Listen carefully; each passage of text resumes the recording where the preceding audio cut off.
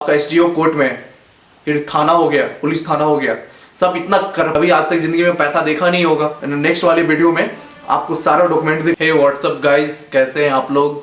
I hope कि आप सब लोग ठीक होंगे।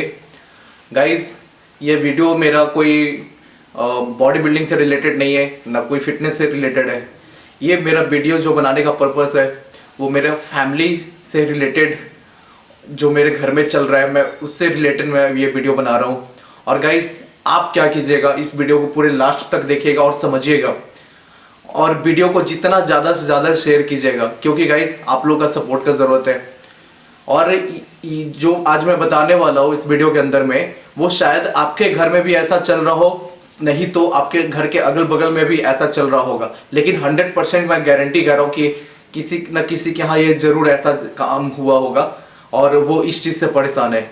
जी हाँ गाइज, आप प्लीज़ वीडियो को ज़्यादा से ज़्यादा, फिर से बोल रहा हूँ, ज़्यादा से ज़्यादा इस वीडियो को शेयर कीजिए, ताकि जितने भी लोग ऐसा काम कर रहे हैं वो संभल जाए, नहीं तो आगे चल के उनके लिए काफ़ी दिक्कत हो सकती है। गाइज, मैं जो वीडियो बना रहा हूँ ये मेरा ज़मीन से रिलेटेड वीडियो है। मैं पूरा कहानी आपको समझाता हूँ, प्लीज़ आप ध्यान से समझना। मेरी बुआ का शादी हुआ था 1993 में, और जिस आदमी से शादी हुआ था उसका नाम था शशि नंदन प्रसाद। जी हाँ गाइस, वो बैगमा गांव का रहने वाला था, शशि नंदन प्रसाद। शादी होने के बाद उस आदमी का किसी के साथ अफेयर था, किसी और लेडीज़ के साथ अफेयर था। वो बुआ जान गई थी, तो बुआ जानी तो घर में सबको बताई कि ऐसा सब बात है। तो घर वाले क्या होता है यार कि बेटी को बचाना है, तो उन लोग भी अपना यही, उनको अच्छा लगा, बोले कि चलो समझा देते हैं, समझाकर अगर बेटी बच जाती है तो चलो ठीक है। लेकिन गाइज, वो बात सिचुएशन और बिगड़ता चला गया। लगभग 4-5-6 महीना वहाँ रही होगी, मतलब उसमें रही क्या, मतलब वो जाती थी फिर मायके चली आती थी, ससुराल गई मायके चली आएगी, तो ऐसा हो रहा था। फाइनली फिर क्या हुआ कि 7-8 महीने अंदर वो फाइनली अपने मायके में रहने लगी, मतलब अपने वो बुआ जो है, मतलब अपने मम्मी पापा के साथ रहने लगी, यानी मेरे दादाजी के साथ रहने लग गई। और क्या हुआ गाइज उस टाइम पे कि वो आदमी 2 साल के अंदर, जो शशि नंदन प्रसाद था, जो बैगमा गांव के रहने वाला है, वो शादी कर लिया किसी और लेडीज से। मनेर में उस लड़की का घर है, शादी हो गया 2 साल बाद, बिना किसी को इन्फॉर्म किए हुए उसने शादी दूसरा कर लिया। और गाइज, फिर शादी जब दूसरा कर लिया तो फिर दादाजी मतलब मेरी मम्मी को समझाएं कि आप भाभी हैं तो एक बार बात कीजिए उनसे। मतलब मेरी जो बुआ हुई, शशि प्रभा कुमारी नाम हुआ, शशि प्रभा कुमारी, तो उनसे बात कीजिए कि अगर वो दूसरा शादी करना चाहती है तो हम करवा देते हैं। तो वो सोचे कि लेडीज में आपस में बात होगा तो शायद मान जाए। तो मेरी बुआ का कहना एक ही बात था कि मेरा जो पहला हस्बैंड सही नहीं रहा, तो क्या पता दूसरा हस्बैंड भी ऐसा ही निकला तो फिर दिक्कत हो जाएगा। तो वो शादी नहीं की, पूरा मतलब दोबारा शादी ही नहीं की। और मेरे दादाजी 1999 2000 के आसपास, मैं कंफर्म अभी डेट नहीं बता रहा हूँ, लेकिन 1999 या 2000 में वो रिटायर हुए थे। तो रिटायर हुए तो वो अपने पैसा से, जो कि आज भी वो एक प्रूफ है, उस पैसा से मेरी बुआ के नाम पे 5 कट्ठे का प्लॉट ले दिए, ताकि वो अपने मतलब मायके में रह रही है तो किसी भी भाई को ऑब्जेक्शन ना, मतलब दिक्कत ना हो, और किसी भी मतलब कि भाभी को दिक्कत ना हो उससे। तो वो 5 कट्ठा प्लॉट ले दिए, जब तक के लिए वो मतलब खोरिस के रूप में ले दिए। खोरिस का मतलब होता है गाइस कि अगर आपके यहाँ कोई रह रहा है तो उसके लिए वो प्लॉट है, अगर जो उसका सेवा करेगा वो उसको प्लॉट मिल जाएगा। तो यही था। तो फिर 2005 में हम लोग का बंटवारा हुआ, मेरे पापा जी 3 भाई हुए, तो बंटवारा हुआ। तो बंटवारा होने के बाद लगता है 2 से 3 साल में उसका जब पेपर बना, 2-3 साल बाद बना, जब बना तो उसमें भी वही चीज़ लिखा हुआ था कि खोरिस के रूप में दिया गया है, जो भी शशि प्रभा कुमारी का सेवा करेगा उसको ये प्लॉट 5 कट्ठा मिलेगा। वो मेरी दादाजी बुआ के नाम पे ले दिए प्लॉट। अब क्या हुआ गाइस कि इस बीच में वो आदमी, मतलब जो शशि नंदन प्रसाद, जो बैगमा गांव का रहने वाला है, जो शशि नंदन प्रसाद, इस बीच में कभी भी वो आया नहीं, 2008 तक कभी नहीं आया। और 8 के बाद बताता हूँ, मतलब 2011 में बुआ का डेथ हो गया। तो उनका कुछ तबीयत बिगड़ गया था, क्योंकि ऐसा सिचुएशन हो गया, मतलब हस्बैंड नहीं रखा तो उनका थोड़ा सा ना दिक्कत हो गया, मतलब तबीयत बिगड़ने लग गई थी। और 2011 में उनका डेथ हो गया। उस टाइम भी वो आदमी नहीं आया मिलने के लिए, मतलब न देखने के लिए। उसके बाद क्या हुआ कि जब 2022 आया, 2022 का फरवरी, अचानक सा वो आदमी आता है और रजिस्ट्री कर देता है किसी और के नाम पे। और रजिस्ट्री जिसके नाम पे किया उसका नाम है अवलेश कुमार और मिथिलेश कुमार, जो कि कल्याणचक गांव का रहने वाला है, जो हमारे गांव से, बसियामा गांव से जस्ट थोड़ी दूरी पे है। तो उसके नाम पे वो प्लॉट रजिस्ट्री कर दिया। अब ये मुझे ये समझ में नहीं आ रहा है इसकी 1993 से वो एक बार भी वो आदमी घर पे नहीं आया, अचानक सा 2022 में आता है, 9 फरवरी को आकर वो रजिस्ट्री कर देता है। तो यहाँ पे एक बात भी हो सकता है कि कोई घर का आदमी मिला हुआ है उसके साथ। और दूसरी बात ये कि जब वो दूसरा शादी कर लिया, गवर्नमेंट जॉब में रहते हुए उसने दूसरा शादी कर लिया, तो फिर उसका कैसे हक बन गया कि वो अपनी पहली वाली वाइफ का प्लॉट वो सेल कर सकता है? इसका कोई राइट नहीं है जब आपने उस लेडीज को रखा ही नहीं। और फिर उसके बाद आप आते हैं, इतने सालों बाद आके प्लॉट सेल कर देते हैं, वो आपके साथ रही नहीं। अब बहुत लोग भी ये बात भी बोल रहे थे कि क्या प्रूफ है कि आप मतलब कि वो आपकी बुआ नहीं रही। अरे यार, मेरे पास पूरे गांव का लोगों का प्रूफ है कि उन्होंने सब मतलब पेपर पे लिख कर दिया है, अपना मोबाइल नंबर, सिग्नेचर सब कुछ दिया है कि उनकी जो बेटी थी, मेरे दादाजी की जो बेटी हुई शशि प्रभा कुमारी, वो इस बसियामा गांव में मतलब 1993 के बाद, मतलब कि जब शादी होने 1993 में शादी हुआ, उसके कुछ दिनों के बाद, कुछ महीनों के बाद से ही वो गांव में रहने लग गई थी, वहां नहीं गई थी। मेरे पापा जी, छोटे वाले अंकल, दोनों मिलकर टाइटल शूट किए हैं। और गाइज, यहाँ तक ये भी बात चल रहा है कि इतना भ्रष्ट, मतलब कहते हैं ना कि हम लोग खुद बिहारी हैं, लेकिन सब लोग कुछ कहता है ना कि मुझे बिहारी पे प्राउड होता है। मुझे साला बिहारी पे प्राउड बिल्कुल भी नहीं होता। यहाँ के लोग जो मतलब आपका एसडीओ कोर्ट में, फिर थाना हो गया, पुलिस थाना हो गया, सब इतना करप्टेड है, इतना ज्यादा करप्टेड है कि क्या बताऊं।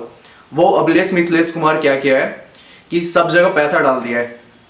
अब हम लोग जाते हैं तो काम को डिले कराता है, जल्दी हम लोग को नोटिस नहीं देता है, या फिर जल्दी इंजेक्शन नहीं लगाता है, जल्दी रोक नहीं लगाता है, कहता है कि आप एसडीओ कोर्ट से ये लेकर आओ। अरे यार, मैं क्या करूं, आप ही बताओ। मतलब सब कुछ मेरे मतलब मैंने डीएम को लेटर दिया है, फिर उसके बाद एसपी को लेटर दिया, डीजीपी को लेटर दिया, सब कुछ लेटर दिया, लेकिन लास्ट में घूम फिर के थाना क्या कहता है कि हमको एसडीओ कोर्ट से एसडीओ कोर्ट का लेटर चाहिए। और एसडीओ से मांगने जाते हैं तो बहाना इतना गंदा गंदा बहाना देता है वो, हाँ मैं थाना को कॉल कर दे रहा हूँ, रुकवा देगा। अरे यार, थाना को क्यों कॉल देना, आप मेरे को लिखित में दो ना। थाना को मेरे सामने कॉल कर दिया कि हाँ आप काम रुकवा दो, उस प्लॉट का काम रुकवा दो।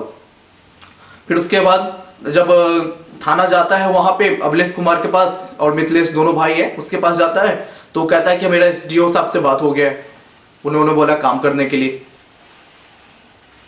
फिर अगले दिन संडे हो जाता है, फिर मंडे को हम लोग फिर वापस एसडीओ के पास जाते हैं, फिर बोलते हैं कि यार देखिए आपके बारे में ऐसा बात बोला। अच्छा, ऐसा बोला तो ठीक है। मतलब फिर थाना को कॉल लगाया उसने, तो थाना को कॉल लगाया तो थाना कॉल बिजी था तो नहीं लगा। तो पापा का क्या नाम था और अंकल का कि आप मेरे को लिखित में दे दीजिए, तो कह रहा है कि मेरा तबीयत बिगड़ रहा है, हम बाद में देंगे। ये क्या बहाना पे बहाना दे रहा है इतना। एक तो 9 फरवरी 2022 को रजिस्ट्री करा लिया था उसने प्लॉट का, और हम लोग लगता है कि अप्रैल में हम लोग को पता चला, हाँ मार्च अप्रैल में पता चला, तो हम लोग उस टाइम से अभी तक उसका सुनवाई नहीं हुआ है, इतना ज्यादा पेंडिंग रखे हुए केस को। तो गाइस, मतलब पूरा सिस्टम करप्टेड है, ये सिविल कोर्ट का पूरा सिस्टम। आप कोई भी जाओ तो साला बिना मतलब पैसा, ऐसा नहीं कि पैसा हम लोग नहीं दे सकते, लेकिन जब हमारा जमीन है, मेरा प्लॉट है, तो हम किस बात क्यों पैसा हम दे किसी को। तुमको सरकार रखा है इस बात के लिए कि तुम आप मदद करो, तो आप क्यों नहीं कर रहे हो। आप दूसरे से साला फ्रॉड आदमियों से आप पैसा ले रहे हो, उसका काम कर दे रहे हो, उसका प्लॉट का रजिस्ट्री किसी और के नाम पे कर दे रहे हो गलत तरीके से।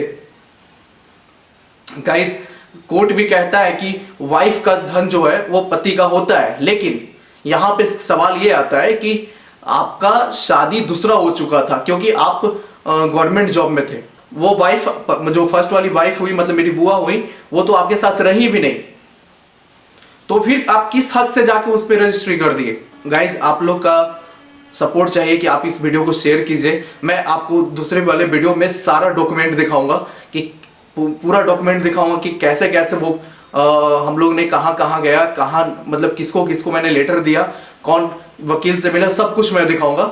लेकिन आप गाइस प्लीज प्लीज हाथ जोड़ के रिक्वेस्ट कर रहा हूँ कि आप इस वीडियो को ज़्यादा से ज़्यादा शेयर कीजिए, ताकि वैसे वैसे फालतू लोग जो है जो बिहार का नाम बदनाम कर रहे हैं, ऑलरेडी बिहार का नाम काफ़ी बदनाम है। मैं बिहार में रह रहा हूँ लेकिन मेरे को शर्म आता है बिहार में रहते हुए।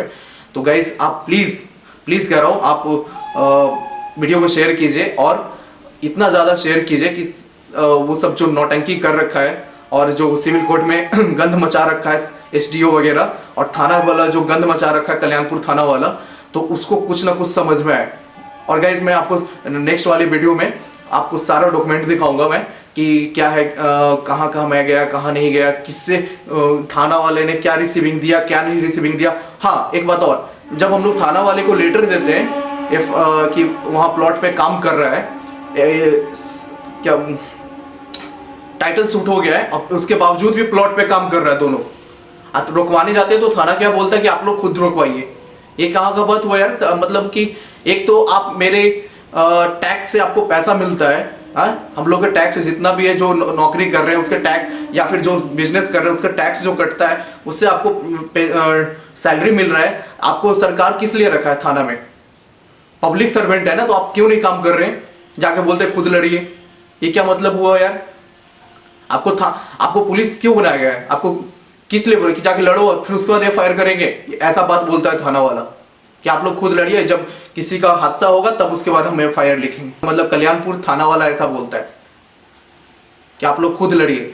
गाइस ये सारा कुछ ना सब मिला हुआ है, और एसडीओ को भी पैसा दिए हुए, थाना में भी पैसा दिए हुए, वहाँ के अगल बगल लोगों का भी कहना है कि सब जगह पैसा दे दिया है।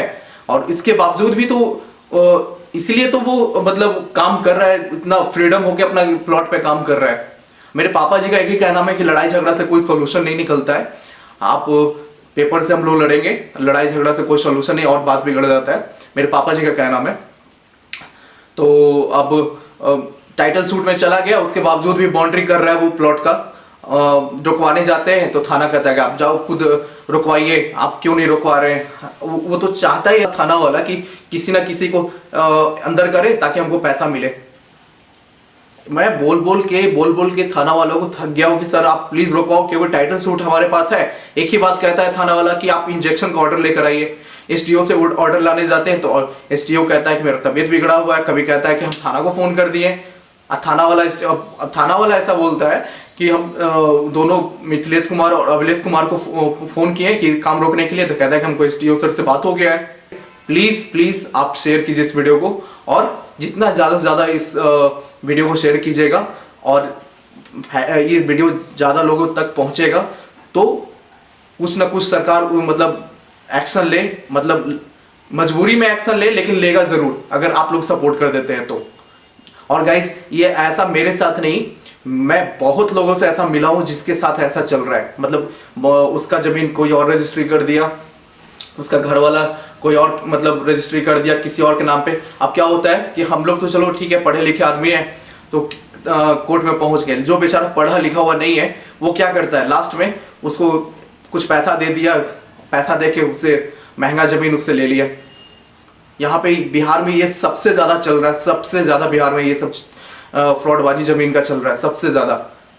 अब जो जैसे गरीब है, अब उसको बेचारे को पढ़ना लिखना आता नहीं है, अब उसका जमीन फ्रॉड तरीके से मतलब सीईओ से मिल के अपना रजिस्ट्री करा लिया, मतलब उस जो भी है मतलब वो लोग साला ब्लॉक में भी जाके ना कभी सीईओ को पैसा दे दिया, एसडीओ को पैसा दे दिया, थाना को पैसा दिया, सब जगह पैसा दे के ना वो अपने नाम पे करवा लिया। करवाने के बाद क्या करता है कि आप गए क्लेम मतलब बोलने गए कि मेरा ऐसा है, मेरा एक जमीन है, ये कर रहा है, वो कर रहा है, काम कर रहा है, तो लास्ट में सब यही बोलेगा आपको ना कि आपका तो प्रूफ ही नहीं है, आपका तो जमीन आपका दिखा रहा है सेल कर दिया हुआ है। अब बेचारा गरीब आदमी करेगा क्या? उसका जिसको पढ़ना लिखना आएगा नहीं वो बेचारा कोर्ट कचहरी क्या जानता है, वो तो जमीन छोड़ देता है लास्ट में। और बिहार में एक बार मैंने पेपर में पढ़ा था कि 38 जिलों में ऐसा फ्रॉडबाजी चल रहा है, जो कि मतलब कि इसका जमीन वो रजिस्ट्री करा लिया, उसका जमीन वो रजिस्ट्री करा लिया। तो गाइस प्लीज आप प्लीज मदद कीजिए हमारी, और जो फालतू लोग हैं उसको पता चले कि जो उसने किया वो गलत किया है, और बाकी आगे जो भी करे काम वो पहले सतर्क हो जाए कि भाई ये सब काम गंदा है, अगर करेंगे तो फिर सरकार क्या एक्शन लेगी, पुलिस क्या एक्शन लेगी, वो खुद ही जानता है। मेरे पापा जी बाहर गए हुए, आएंगे तो मैं आपको दिखाता हूँ कि मेरे कौन कौन सा मेरे पास पेपर है और किस तरीके से हम लोग लड़ रहे हैं, और उसके बावजूद भी एक्शन नहीं ले रहा है कोई भी। मतलब इतना पैसा खा लिया यार कि कहते हैं ना, अंधा कभी आज तक जिंदगी में पैसा देखा नहीं होगा, पैसा मिल गया तो कहते हैं ना आंखों पे पर्दा छा गया, तो वही चीज़ है। मैं आपको दिखाता हूँ नेक्स्ट वीडियो में।